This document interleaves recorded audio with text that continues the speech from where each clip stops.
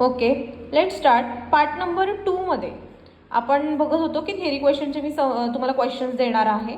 Death of a पार्टनरमध्ये working note must आहे, important आहे. ठीक आहे, याच्यामध्ये most of the death of a partner ज्याचे डेथ होते त्याचंच अकाउंट ओपन करायला लावतात. मागच्या वर्षी तर पूर्ण प्रॉब्लेम सम करायला, म्हणजे profit and loss adjustment account, partners capital आणि बॅलन्स शीट तिन्ही ओपन करायला लावलं होतं.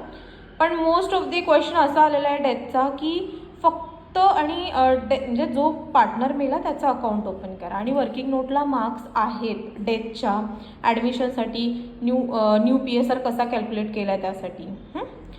फायनान्शियल ॲनालिसिसचा क्वेश्चन आहे. ओके, हा तुमचा जो लास्ट चॅप्टर आहे, सेकंड लास्ट, त्याच्यावरती आहे.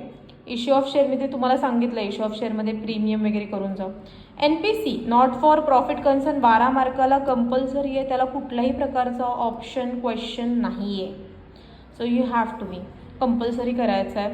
तुम्ही मागच्या 5 वर्षातले पेपर बघा, तुम्हाला कळेल की कशा टाईपचे क्वेश्चन येत आहेत NPCचे, आणि NPCचा प्रॉब्लेम सोपा आहे बऱ्यापैकी. फायनल अकाउंट्समध्ये काय होतं, तुम्हाला जर पोस्टिंग सोपी आली तर ॲडजस्टमेंटमध्ये काहीतरी क्वेरीज येतात. एक तरी ॲडजस्टमेंट तुम्हाला थोडीशी अवघड असेल त्याच्यामध्ये. ठीक आहे, आणि NPC आणि फायनल अकाउंटच्या वर्किंग नोट्स तुम्ही मागे करू शकता.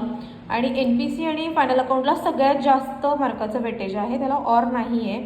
ठीक आहे, पेपर वेळेत कंप्लीट झाला पाहिजे, हा पण मोठा टास्क आहे तुमच्यासाठी. ठीक आहे, अशा प्रकारचे क्वेश्चन नंबर 2, 3, 4, 5, 6 आणि 7 अशा प्रकारचा पेपर तुम्हाला सेटअप असणार आहे.